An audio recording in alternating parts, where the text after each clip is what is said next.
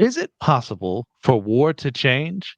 We're going to be asking that question and more on today's episode of Systematic Ecology. We are the priests to the geeks as part of our primarily political series going into the world of Fallout this time around.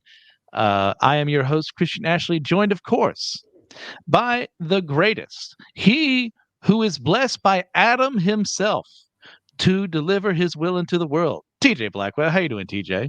Good, thank you. Excellent. So, TJ, man, like as we're going through this primary political series, of course, we continue to ask these questions, um, starting with who is your favorite political figure from real life or fandom? I'm pretty sure I said Teddy Roosevelt last time. Yes. I think that is still the right answer for me. No number two selection for you? I'm not very politically adroit. Most of the politicians I know about not because of policy, but because they're goofy, Ah, I see. like Boris. Yeah. Mm. This is my fourth time on this series as well, so I'm starting to run out of like my favorites. So I had to pull through, and I do remember the first time I watched the movie, Mr. Smith Goes to Washington. Jefferson Smith in that movie is someone, obviously, it's a highly idealistic movie, but it's done so because, like, hey, that's how government should work. You should have good people like Jefferson Smith in there. He's someone I'd definitely vote for. So I pick him as my answer to this, even though I've picked three or four other ones at this point in time. So, as well as all that, TJ, what have you been geeking out on? Solo leveling warrior. Mm. Yeah. The Warrior, is that a mobile game for No.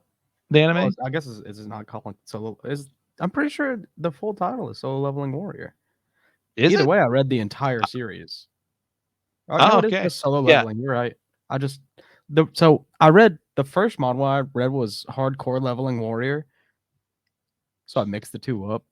But yeah, I Okay. read solo That's easy. leveling. I read all of it uh, over a couple days. Fantastic. Very nice. Yeah, we're probably gonna have to do an episode on that one along the way too, because I've also read the entire webcomic, and as the anime is releasing right now, it's pretty good. There are better things out there in the world, but I still like it for what it is. Me, on the other hand, as of this recording, what dropped today, two new episodes for X-Men, the animated series on Disney Plus. It got me back into it. I was so ready for these, and they delivered and then some. Some great moments for everyone involved. Like Magneto got to show off his chops too. Excellent episodes, all. Have you had a chance to watch them yet? No, I haven't. I was watching solo leveling and Fair also enough. playing Valorant and doing laundry. Done a lot today. A very busy day. I went to So, Sonic. further ado, even better. Without any further ado, we're going to get into Fallout. These games, I will put a caveat out here real quick. I have not played one or two or Tactics or Brotherhood of Steel. I will get into how we got into the series later on, but maybe you have, TJ. But anything involving those games, I know kind of the bare minimum of what happens, but nothing else. So we're going to focus on the other series, the politics involved with them. So, TJ, if you had to explain the franchise, how would you do so? Okay. Ex- Broadly, it is surviving in post-apocalypse. It's like the post-apocalypse game Yeah, franchise. But uh simple enough. yeah, you're basically dropped into this world post-war. The nuclear bombs fell, wiped out pretty much everything. I think there are a few spots that weren't that ravaged according to the lore, but obviously that's not where the games are because that wouldn't be fun. Uh and usually you have a mission, restore like water purifying machines, stuff like that. You basically thrust into the middle of a story in every game. You kind of just thrust into the world that is existed, and you're coming out of a vault as a pre-war person into this post-war world. It's kind of the basic gist being, in the year 2077, a war was going on between America and China that got to the point where it became nuclear, and both sides got immensely devastated. Most games take place either like 100 years or 200 years post the bombs, so there's been some time for some of the radiation to go away, but this is not really using real world science and physics. This is based on your 50s sci-fi kind of expectations for how things would go in a nuclear apocalypse. It's a ton of fun. There's so many ways you could play it. You can play on the West Coast, you can play on the East Coast. There's a lot to be, to delve into here. We should probably do episodes on the other games that we played too, but this is more of an overview of the series and its politics. So we're not going to focus too specifically on one game. But what was your introduction to the series, TJ? So I technically it's tactics, but not really. I played Fallout Tactics at a friend's house in like 6th grade for like 10 minutes, and we did something else. I didn't even realize that it Okay. was Fallout Tactics until years later. So really, it was Fallout New Vegas. Yeah, yeah. Would you really count that one as in like if you were being super strict, sure, but like you didn't really play the game that much. So I get it. Yeah. I got into it in college. Host of the show, John Erdley and I were roommates at the time, and he showed me his copy of Fallout 3, played it, and was looking stuff up online and found that the way they ended the original game meant that you had to sacrifice yourself in a stupid, senseless way. So I went out and I bought the DLC for it so I could play Broken Steel, and have been in love with the franchise ever since. So I've played 3, New Vegas, 4, and even for a very unfortunate time, I played a little bit of 76. But that's its own thing. So moving on from there, do we have a favorite in the franchise? New Vegas, And why so? it's the best. I think it. Well, it was my first, so there is some bias, but I think New Vegas captures the. Or how do I the hmm, just the triumphant of the human spirit so well. New Vegas as a world feels the most alive to me. New Vegas even is the silliest to me. Uh, it feels the best to play. I know that's wrong. I know that's not true. That is bias. Uh, but it just feels natural to me to play it. Um, you get silly, you get goofy. The writing is really funny. The world is really fun to be in and scary. Uh, there's just so much to do, and the DLC is Mm. like you combine them, if you consider the game as a whole, it is by far the best DLC for any game I've ever played. Which, to be fair, also on that list is Fallout 3 Yeah. for me at Yeah, they least. normally do some good work overall in the series, but the DLC on all the games, pretty well done. I'll agree. New Vegas is the best. I mean, there's really no other way around it.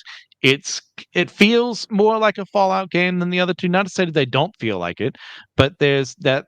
It helps that it was written on the Obsidian side of things, with more connections to the original games, and uh, playing with the certain facts is that, hey, you can be wacky goofy but at the same time super serious in the same game, and it doesn't feel off, it doesn't feel wrong for that to happen. I think they pull that off immensely well in New Vegas. The factions and the gray morality that you have to deal with, I think, is at its finest in New Vegas as well. um, Navigating, do I go independent? Do I go with House? Do I go with the NCR? Or if you want to be really evil, you want to go with Caesar's Legion. There's tons of possibilities to be done this, and there's so much that if you just play it through at one time, you're not going to get everything. You need to do it multiple times over. So yeah, New Vegas is the one for me too. It's just really fantastic. You can if you don't even have to play the game to play the game. If you just want Mm. to gamble, that you can do that. Yeah, It's great, and it feels real. It feels like a lived-in world, as long as you're not like cheating. or like save scumming in your Yes, blackjack hand. which people do. Yeah. But moving on from there to our topics proper. One of the opening lines for some of the games, or something repeated very early on, is kind of an opening theme of the games is that war never changes. And you'll hear that repeated oftentimes. It could be in a news broadcast, it could be in the narrator saying it themselves. Like, uh, how true do you feel that this saying is? Okay, so if you want to talk about like macro versus micro, on the micro level, war changes constantly. But war as a concept, I think there's some credence there. I don't think war broad strokes changes very much at all. You know, Mhm. it's being fought for the same reasons, the same goals, and it's a cycle. War at its core doesn't change. People die, and usually not that much gets achieved. Yeah, I'll agree with that. It's that idea, the the macro idea. I'm glad you put it in that perspective of war as a whole has not changed throughout the entire history of humanity. There's You can always argue there might be a good guy or a bad guy involved, or you could just say it's over territory or economic supremacy, or the wrong religion or what have you, or you're trying to control this sphere of influence that we really want. War doesn't change. Humans are humans. It's going to keep happening as long as we're on this earth in this form. But the subtleties, the micro ways of engaging in war are how war does change. And the fact that we're now in a more modern age where we have a drone that can kill someone from afar, from someone operating it miles away, that doesn't have to physically interact with the battles being fought. You just press a button and end up dying in the ways that, yeah, the biological warfare has always been a thing, but then World War One really, and chemical warfare really changed how things were going in that direction. So and the idea being is that war doesn't change because war has always kind of been a thing, as long as there have been multiple people fighting over land or what have you. Sure, but how it's conducted is definitely changed. Yeah. 400 years ago, a javelin was just a short spear. Now a javelin is a guidance system rocket launcher. So Yeah, small strokes. and yeah, I brought this quote up here because one of the things New Vegas does bring up is that, hey, war never changes, but men do through the roads they walk. Yeah, war as a concept may not change, but how we as people approach it shows who we really are, shows how we can develop through it. So I like that they did that. Yeah. Yeah. And we see it. And we also see Any men who don't change. Yes, Yeah. and they remain part of the problem. And men who do change and cause some more problems. Yes. Um, Caesar being a good example of that, as someone who worked as an acolyte of the followers of the apocalypse, whose goal was to, bring aid and medicine and knowledge to people, and then decided, well, this whole wasteland thing could really use a centralized leader, and I'm going to make that me, and then I'm going to use Rome. Recycle that from the past as my idea to take over this part of the world and have everyone under the banner of Caesar's legion. Mm-hmm. And, like Joshua Graham, who was dedicated to Yes. Caesar and then kind of went off and ended up in, I can't remember the name of the place now. But Oh, yeah, I hate it. the tribes were the Sorrows and Dead Horses, White Horses, something like that. I Yeah. can't remember.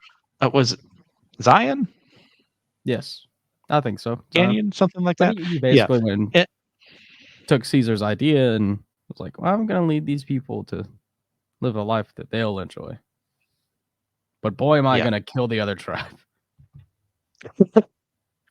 And that speaks a lot too to the whole concept of war never changes. Yet he's fighting a different kind of war than he did while he was a member of Caesar's Legion. He's in a way trying to protect this tribe, but his way of doing so is one of the things that's brought up against him, Joshua Graham, in that sense. The Burning Man himself is like, is it appropriate to teach this uh, group of tribals here how to engage in war if it means protecting their way of life? And is he just too drawn in by revenge to be objective in any way, shape, or form? Yeah, Yeah, Honest Hearts, another great DLC amongst a lot of really good DLC. it's all so good. So, oh yes.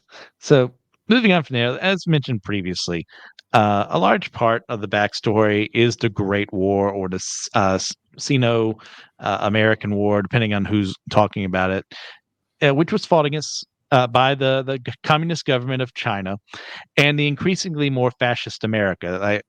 A way of interpreting that is that at this point in time, America has annexed Canada within the game started. Well, the war ends officially in 2077. About 10 years earlier, we annexed Canada compared to what we would do right now.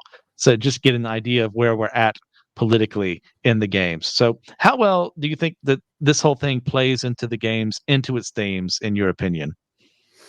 I feel like some of the games, not at all. Hmm. Uh, I feel like it was a lot. I didn't play 1 or 2. I've heard people talk about them a lot, watched a few videos on them, but I haven't sat down and dedicated the time to them because I know I will probably just give up just because I've never really liked isometric games that much. I agree. Yeah. But I feel like it was a bigger part of 1 and 2 in tactics. And then at 3, it became less significant, but it's still definitely there. Uh, and compared to New Vegas and 4, and I don't know about 76 because I will not be playing it.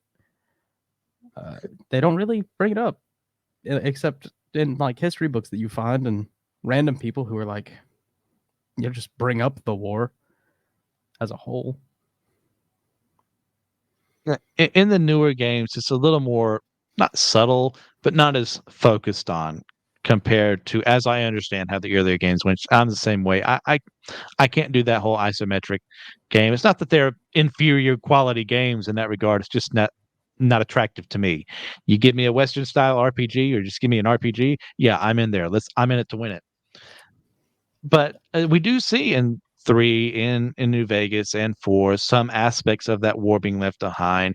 We have this whole, anti, what's what I'm looking for here. It's anti being so free with information because you got to stay secret because the enemy, all it takes is just one slip up and sink the entire operation.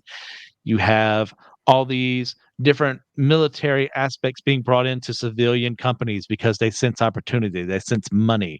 So you have Repcon, you have a couple of the other ones out there, even House's company as well, got into looking into stuff so that they could, make a buck off of this war and their war profiteering sense. You have in 3, there are Chinese imperial remnants left behind. You can fight every now and then. You see the Chinese assault rifles on certain places, showing that they had a spy network in place in America and descendants who 200 years after the fact are still there.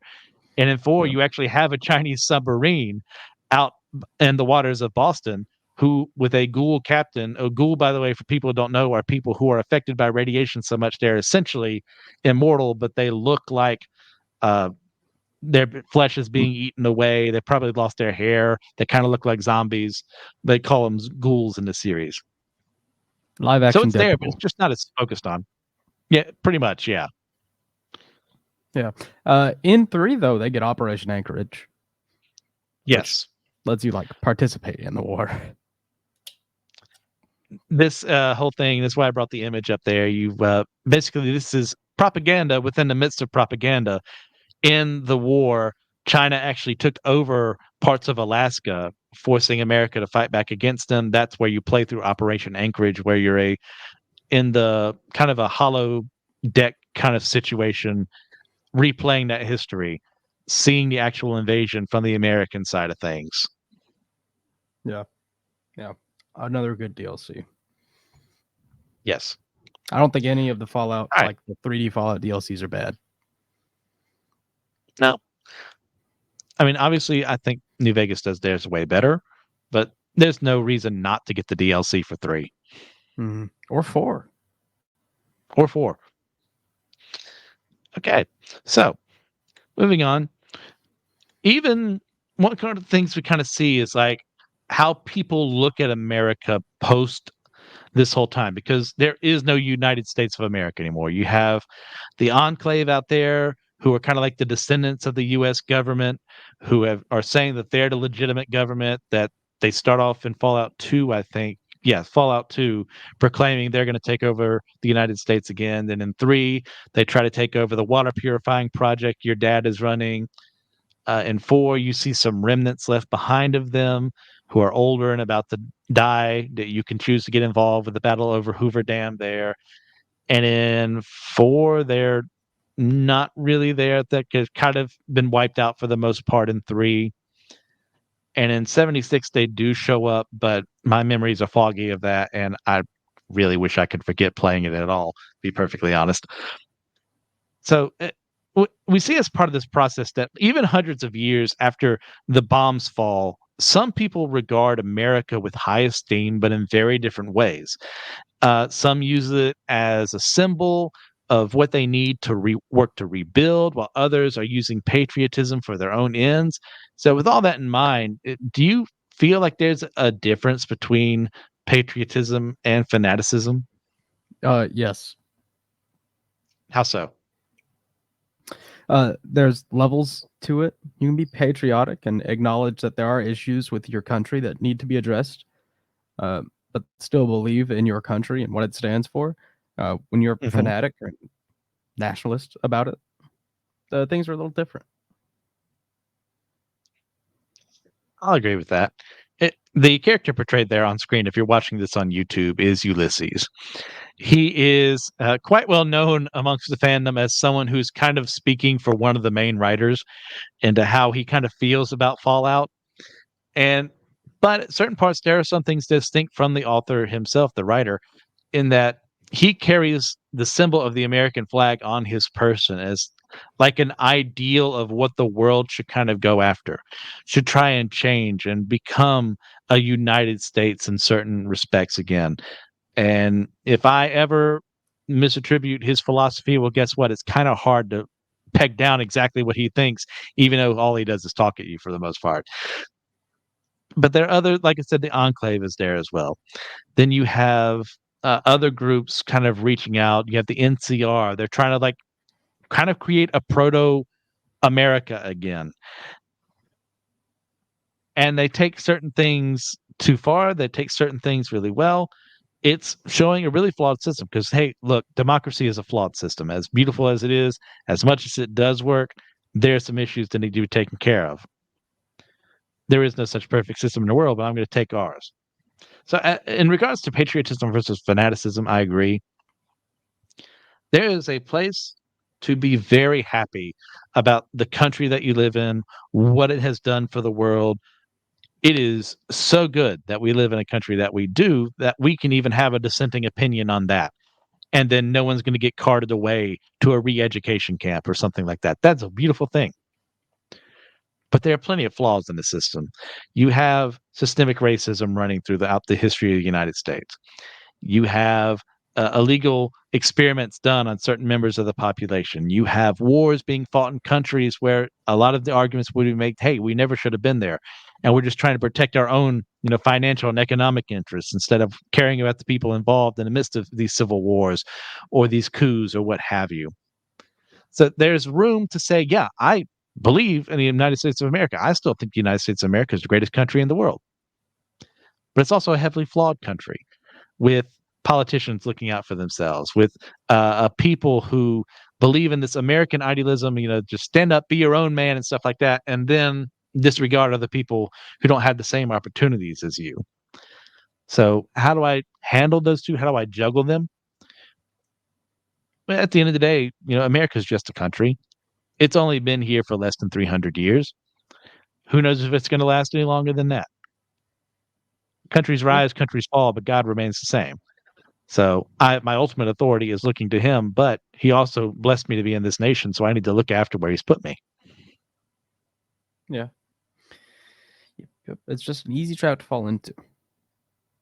Oh, very much so.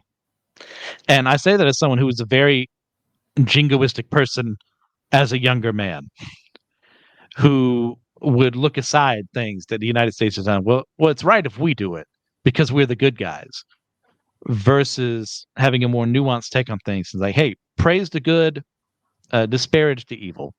You can do both. You can do both. All right. So, as mentioned earlier, Fallout does take a lot of inspiration from the 50s, like in its politics and its themes and the way certain images are drawn, as well as how scientific advancements are handled through as seen through the eyes of a lot of the sci-fi movies going at the time or the comic books of the time, in a way that radiation is handled. Instead of the real world where, like I mentioned on Friday Night Frights when Joe and I were there, uh, radiation should give you cancer, not superpowers. Instead, in this, it will change you immensely and change the animals around to where they will gain superpowers. You will gain superpowers to some extent, depending on your whether you've been infected with the FEV virus or all that mess as well.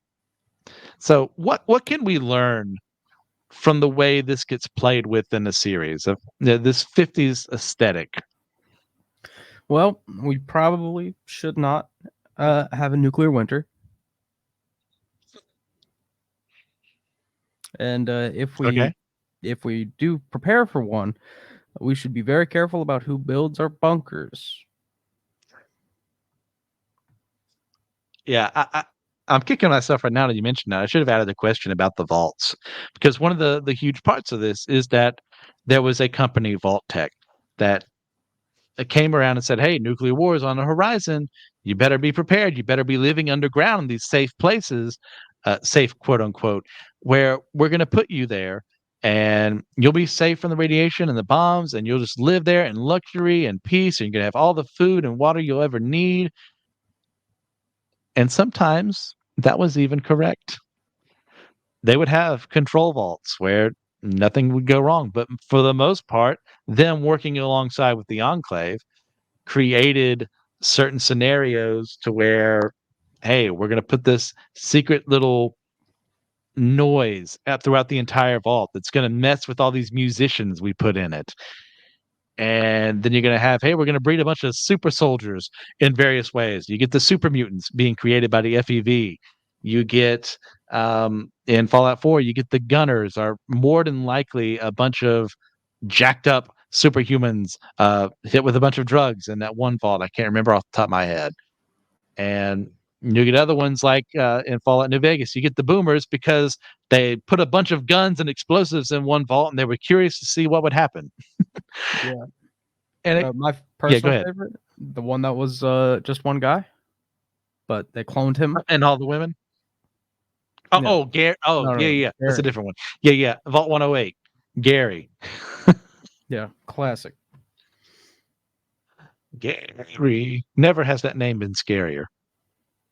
No, but they would do literally everything, anything they could think Yeah. of. And that's based off of like this idea of, hey, a 50s, you just trusted the government. You trusted what they said. And if an organization comes around like Vault Tech and says, hey, we're working alongside them for your sake to put you in safety, so that you better be signing up for those vaults right now because it's your duty as an American citizen to be prepared. Well, people just believe that because not to say that there wasn't any dissent against the government in the Fallout universe before. We do see plenty of cases of that and that people were fighting against it. We're trying to change things from within. Some people a bit more violently than others. But the vast majority of the populace enjoyed the wealth that was spread around, enjoyed just being who they were, and didn't care about the downtrodden, didn't care about anyone who was outside of what was seen as regular. And the games do use that as a great way to show, hey, we had this nostalgia about the 50s, and yeah, there's certain things to be nostalgic about. We were in an economic boom.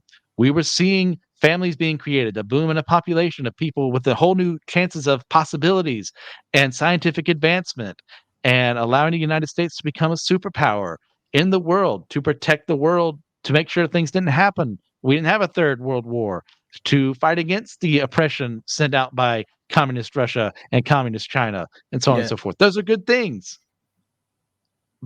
But there's plenty of things underneath the surface: racial discrimination, uh, sexism, way more things than that, of people who didn't fit the bill of how you were supposed to just fit in. And Fallout plays with that too.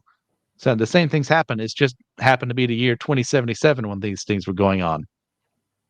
Yeah. So you got about 45 years, Canada. We're coming for you. That annexation is on its way.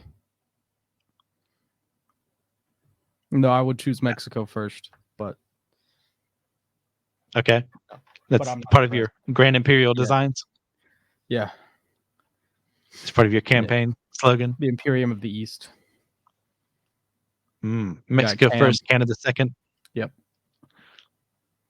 Okay. I Now like that's a it. world power. But what do you feel about the 50 science and the way they take things there? I love it. Oh I yes. love it. They a lot of things were predicted back in the 50s and 60s and 70s that would eventually be true, just not really the way it was thought of. And I love seeing them play out, their ideas in Fallout. And it's just kind of novelty, like vacuum tubes remaining prominent. I love it. I love the aesthetics so much. That kind of like 50s, everything is bright, bubbly. I just love the way it looks. Nuclear cars, which is just not feasible Mm, yet. I do feel like that might still happen. yeah. Thorium, but I'm a big fan. I love it. I love seeing it. I love the artwork. Uh, for a long time in my head was just constantly like steampunk, vacuum tube, like ancient sci-fi. I'm a big fan. Someone who really loves 50 sci-fi movies, 60 sci-fi movies. There's this pleasant kind of innocence in them of how they approach science, about a bunch of screenwriters who knew nothing about how science works, or nothing about anything else, just so they could tell a story about these aliens invading, or oh no, there's too much radiation means we're going to have Godzilla, or the giant Gila monster, or what have you. It's so fun to see how that played out. It's like, yeah, I know from a scientific standpoint, we're not going to have giant ants that breathe fire because of radiation.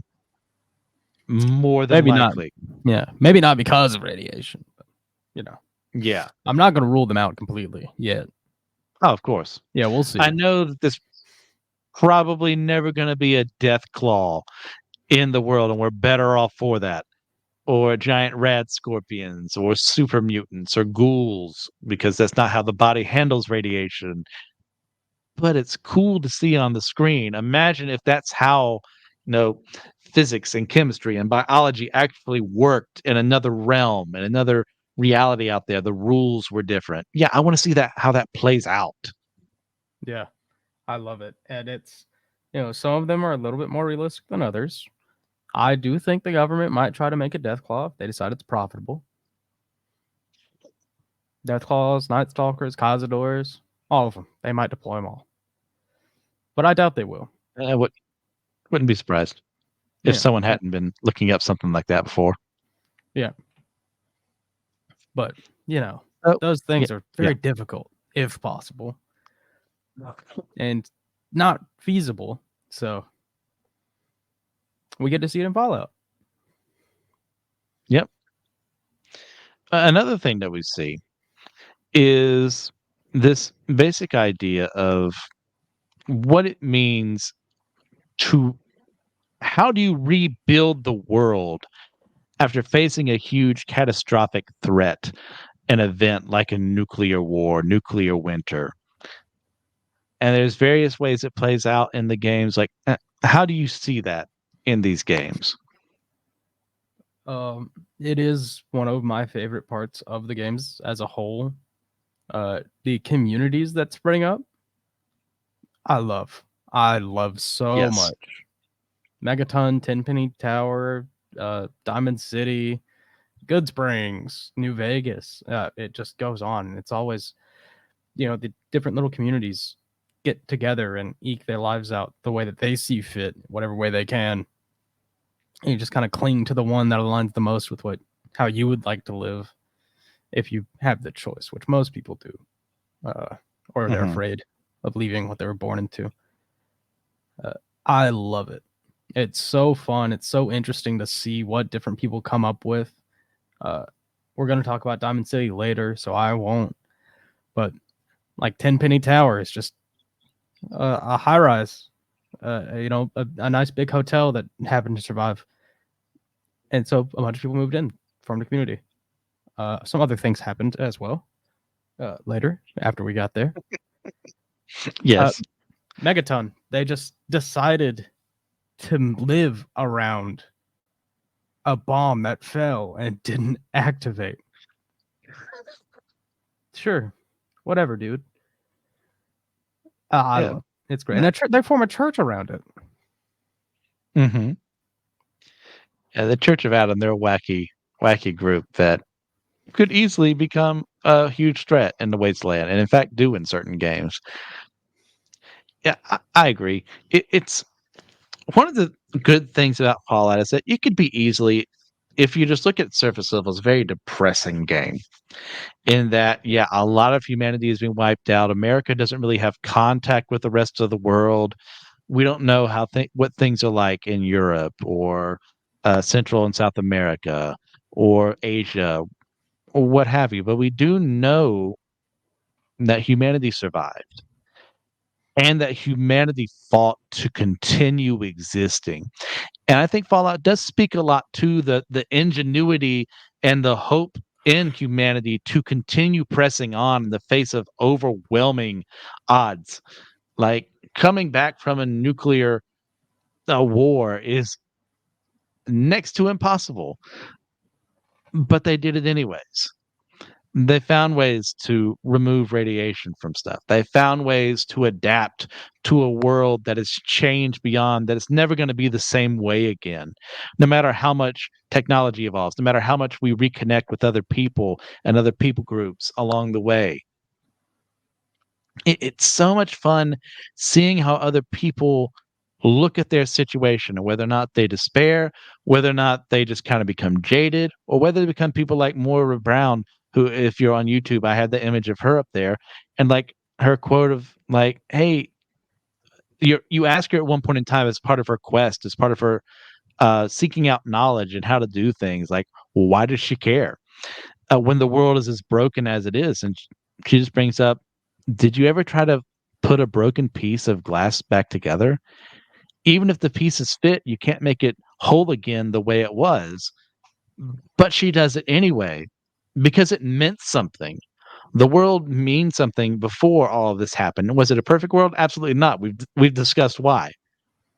But there are parts of it that are worth fighting for, and Fallout ultimately at the end of the day isn't some depressive, well, we're all going to do it again and blow everyone up and no one's going to survive. It's like, yeah, there's a hope out there. There's a chance to be better. Okay, go ahead. I see you have That a one dissenting time, opinion. that one time we did do that from I was Tenpenny Tower. for hope. Yes. Well, that's if you went on the evil playthrough and blew up Megaton. Yeah, Oh, imagine that. TJ blew up Megaton, yeah. You got to. You have to finish the game. You have to see everything. which I do find it funny. Even if that does happen, Moira survives as a ghoul, so you can still have the Wasteland Survival Guide quest. It's canon. That's the canon way you play through Fallout 3 is by blowing up uh Megaton because Mora comes Oh, back in Fallout 4. does she? Yeah, as a ghoul. Yeah, the Wasteland book does. No, she's not in Fallout Yes, 4. she is. Where? Hold on. Keep talking. No, there's no way because the only person who really comes back from Fallout 3 into Fallout 4 are Madison Lee, um, Arthur Maxson, but as an adult, McCready as an adult, and I think I'm definitely forgetting someone, but I would know if she was in these games. You Okay, sure it was that's a not? different Moira. Yeah, that's what I thought. That's definitely not the canon. You just want it to be. You It's despicable cool. man. Megaton was a dumb city. I love it though. I love the design. I love the layout. I love a good Oh tiered yes. city. We don't get that here. Our country's too big.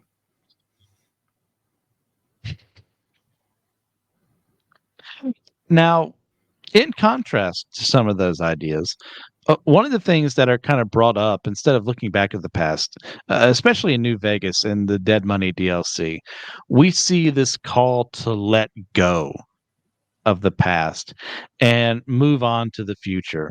So, how do you feel as this occurs in the games, and what can we learn from that ideal? Uh, I think Fallout New Vegas, particularly, and especially Dead Money, show this really, really well. Because if you're not a little gribbling, of course, the game makes you deal with that same choice of you have to let it go to Mhm. live. You have to be able to move past this, or you can sneak out of there with like 36 bars of gold Uh-huh. and never have to do anything really for caps ever again. Yeah, Which is I do that every time of because course. why wouldn't I? Can't turn that down. Uh, but it is really effective at teaching the lesson to someone who isn't willing to go through the struggle of doing that because it is not easy. There's Yes. like one specific way to do it, and you also have to play through Dead Money, which a lot of people don't want to do or aren't able to do well enough to make it out with the gold. I love Dead Money. I think it's the best one, best DLC in New Vegas. Mm. A lot of people hate it. It feels without forcing survival mode onto yourself, which is clunky and not very well fleshed out. Dead Money Yes. feels like a survival game. Yeah, you start off stripped of all your supplies with a bomb around your neck. If you go in these certain locations, it's going to blow up. You only have a certain amount of food, a certain amount of ammo, a certain amount of possibilities to get out of this alive. Yeah, Yeah, and but it if you play the wrong way, you're going to die. a lot. But it does Yep. also show us that message through the antagonist, Father Elijah, who is someone Mm. before Dead Money that we already knew about and was already talked about, kind of a big wig of the Brotherhood of Steel. But he faces his demise because he cannot let go. He can't let go of what he was, what he was able to do, his power, and he tries to use the technology in the casino and Dead Money to reinstate himself. And he dies for it, Yep. Uh, unless he that beats you. DLC overall, yes, is a really good way. Or you lock yourself inside the vault down Yeah, there by not paying attention to things. It, it's that whole idea of, hey, living in the past, living and lingering in that anger or greed or whatever is affecting you is a poor way to live your life in the present. It's not saying that you don't think about the past. It's not saying that you don't, hey, justice should still be delivered. What it is saying is that if you remain there, you're not present and not present in the present. And that's an evil not only to you, but the people around you. And it plays out excellently outside of using certain, not cheating, but messing with the fabric of the game and taking all that gold at once for yourself. Are you going to leave with all that gold? It is an impossible feat. unless you play the game against itself, which Yeah. is kind of the point. You're supposed to leave behind some of that. You can't carry it all on your own. Yes, you It's can. too much. You've got to let go of the past and move forward to the future, not forgetting the past, not pretending like it never happened, but learning from it so the same mistakes don't happen again. That's why you have someone like Dean Domino, who was an entertainer before the war, who was turned into a ghoul and is still hung up on the love triangle he was in with what was her name, Vera, Mm-hmm. Vera. I think. Yeah, a lounge singer there, and his inability to handle with that regret. And one of the most violation of the common sense you're expecting in Fallout, if you use a speech check to talk him down, that is the worst possible thing you can do, even though literally every other time you do that, it's good. Because you use it over him and he can't live that down. He can't let someone else take control of his life again. So he ends up turning against you if you do that. Mm-hmm. It just shows how it corrupts you, letting those things affect you to the point where this ends up a reality is just horrible. But there are plenty of people who live like that in the world, Yeah. who become leaders in the world and allow that to affect them. Go ahead. It's really, I think Dead Money does do it the best, but it's also kind of the theme of every DLC in New Vegas, Mhm. except Old World Blues. But even in Old World Blues, it is kind of like you're stuck in the past. But all of them, it's just you see people suffering because they can't let go of their past Mhm. or your past. Man, it's Yeah. really insane. For the last one, we have Ulysses. He can't let go of the past as his time as a courier and his time in the Legion, and a time that you accidentally blew up uh, a town because you delivered something to it that you had no idea this was going to happen. And he can't imagine a world where something like that just there has to be a reason for why that happened. It couldn't just be coincidence. That something like he can't imagine a world where things just happen sometimes. And yeah, sure, I'm someone who believes everything has a reason, but I also know I'm not going to be fit enough to see those things in my limited human state that I'm in right now. But he can't let go of that idea. Old World Blues, we have all the scientists there who have uploaded their consciousness elsewhere because they can't think of a world where they don't exist. And they're out there making humanity better when this whole time all they've been doing is making things worse by bringing the technologies that they do into the world. Mm-hmm. Honest thoughts, we talk about Joshua Graham. He can't imagine a world where he doesn't get revenge against Caesar or Caesar, which is the actual correct Latin pronunciation, but I'm going to flip flop between the two. And for Fallout 4, we have our main protag here who has that idea. He wants to live with his wife and child, or either way, if you become because you can switch between the two. You can either be the dad or the mom who becomes your main character, and you live without your spouse, and your baby's been taken away from you. And how that kind of ties in with how you play the game. Do you seek after your son and try to figure out where he's at? Or do you make a new life for yourself in this whole brand new world? Like, how does that define you as a character? Yeah, it's really, man, Yeah. pretty There's so good. much more we can go into depth here. Oh, go ahead, TJ. I was just gonna say they're great games. Oh, absolutely. Like, and we're not going to touch everything today. Like, so if you guys want us to do the other Fallout games that we have played, caveat there, more than happy to do so. So, moving on from there, we have a bunch of different factions. This is just kind of some from Fallout 4. I couldn't find a photo with like every actual faction in the game, in these games. And they all have their different ideologies. But, like, in your opinion, like, which one matches you the most with your ideals?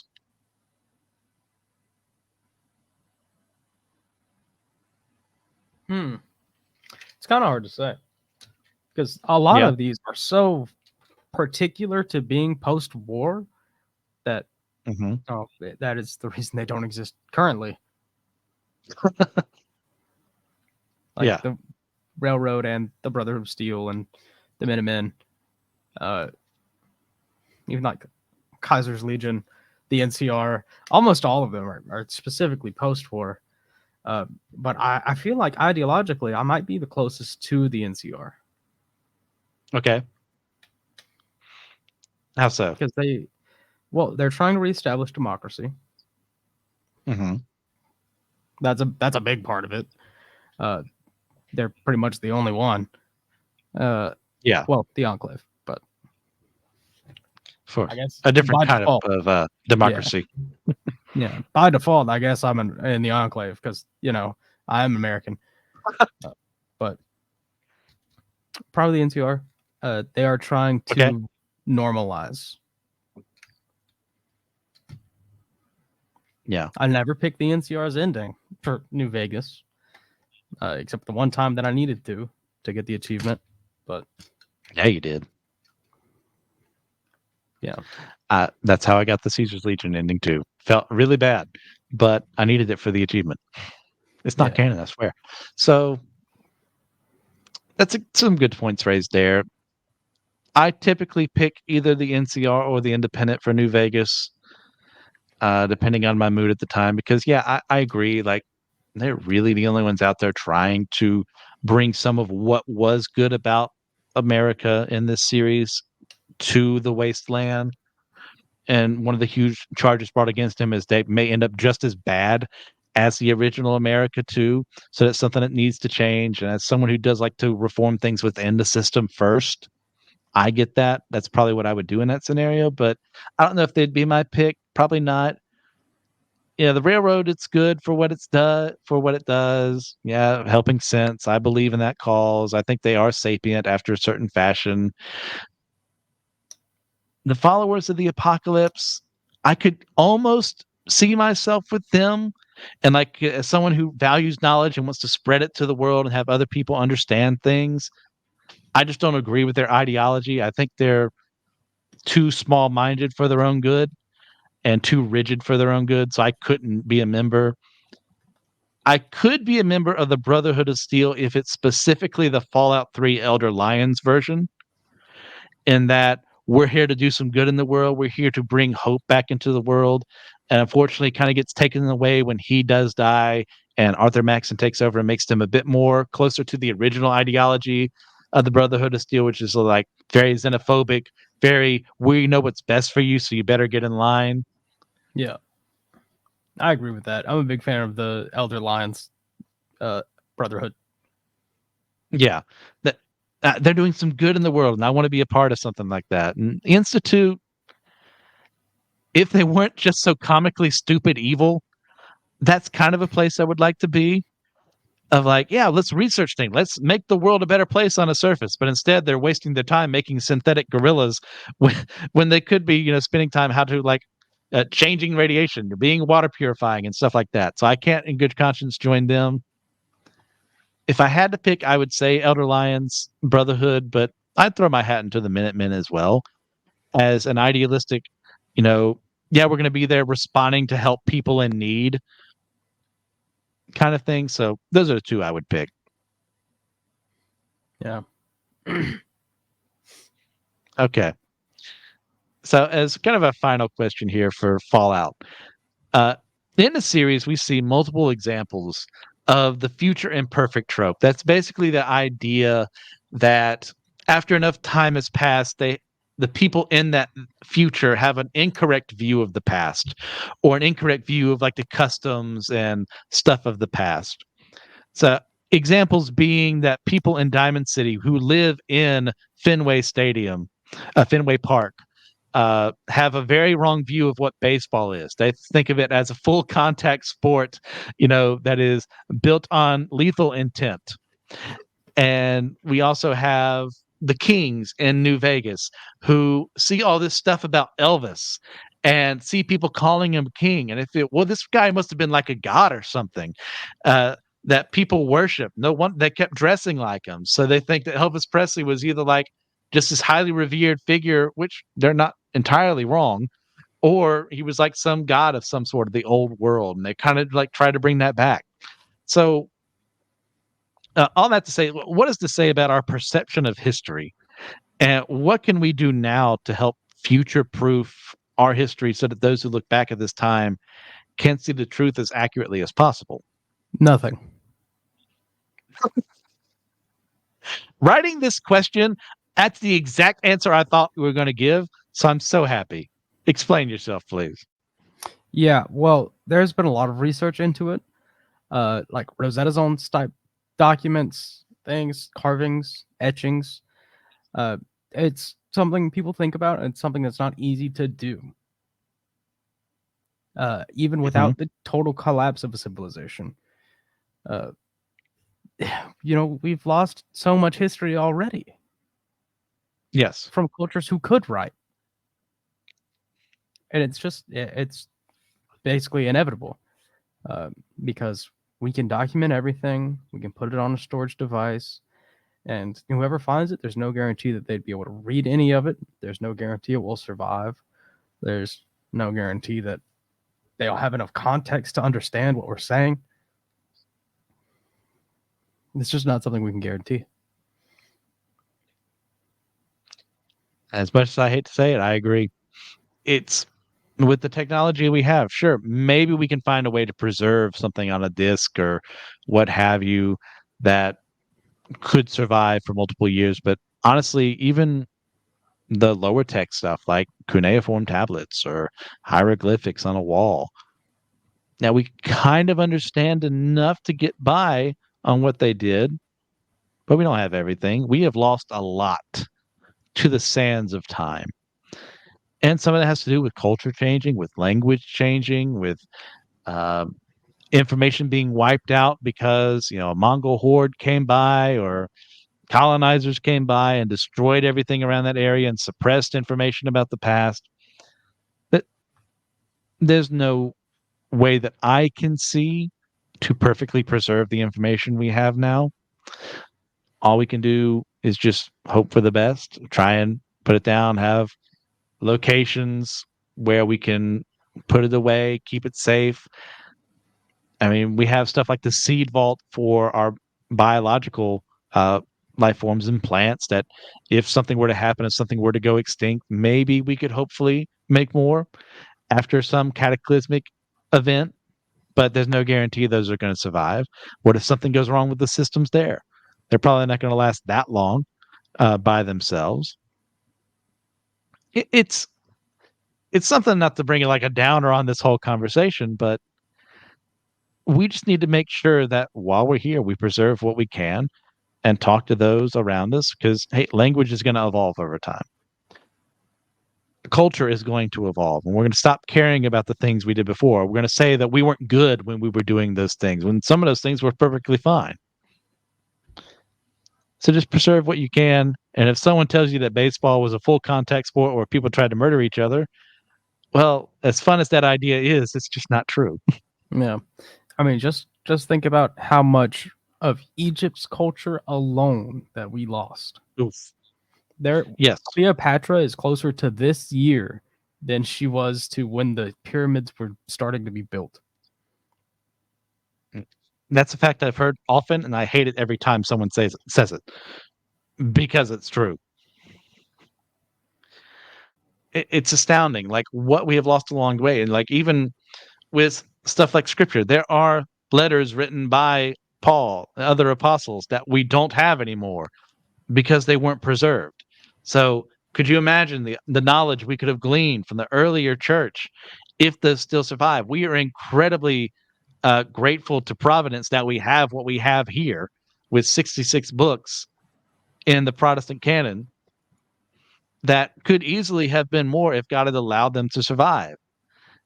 It's an amazing thing, but we can't control the past. We can only control what we have. All right. You have anything else you want to add about Fallout before we head into our wrap up, TJ? Fallout Shelter might be the fifth best game in the franchise.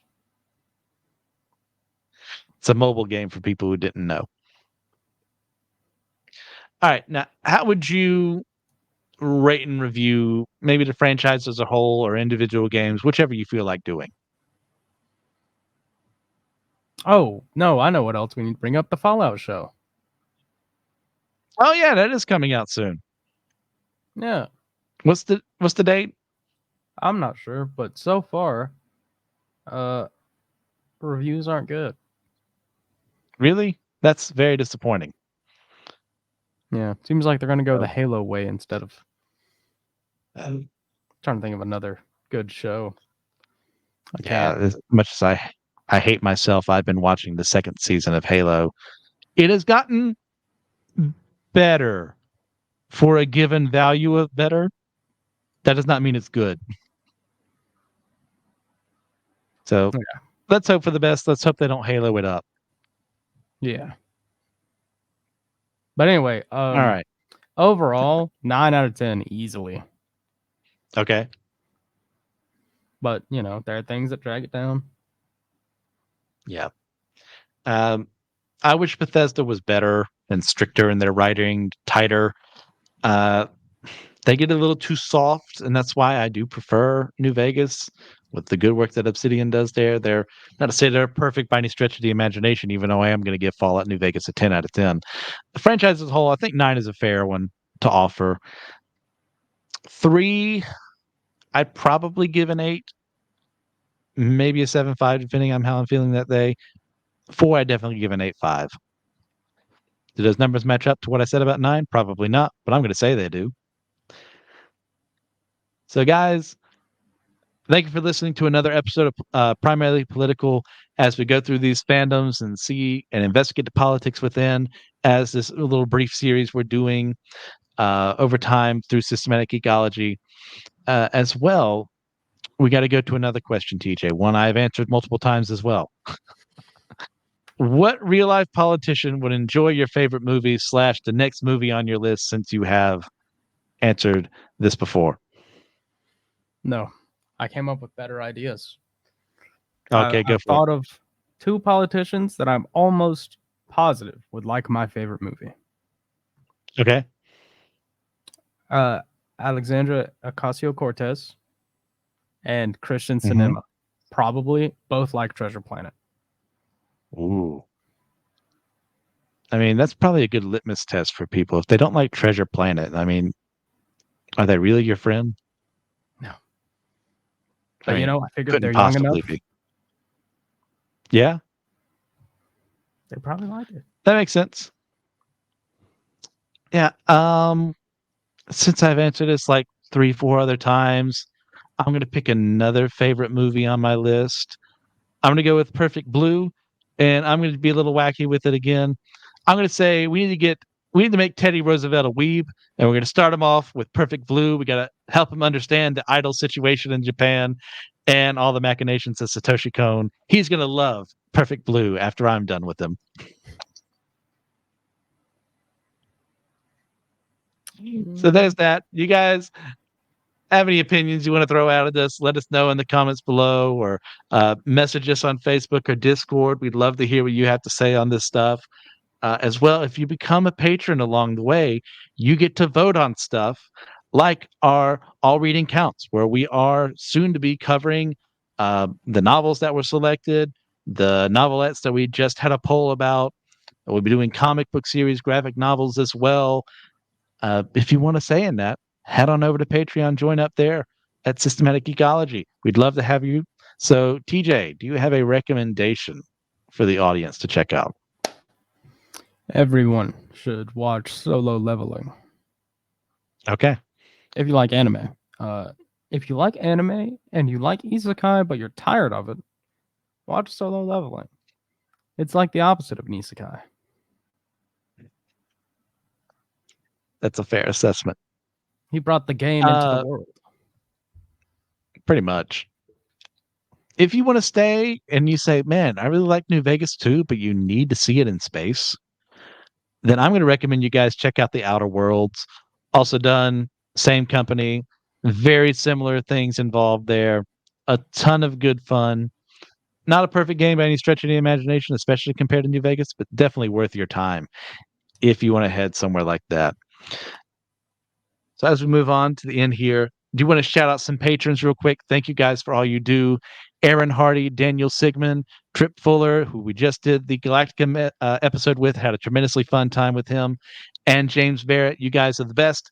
Thank you for helping to keep the lights on. But remember, we are all a chosen people, a geekdom of priests.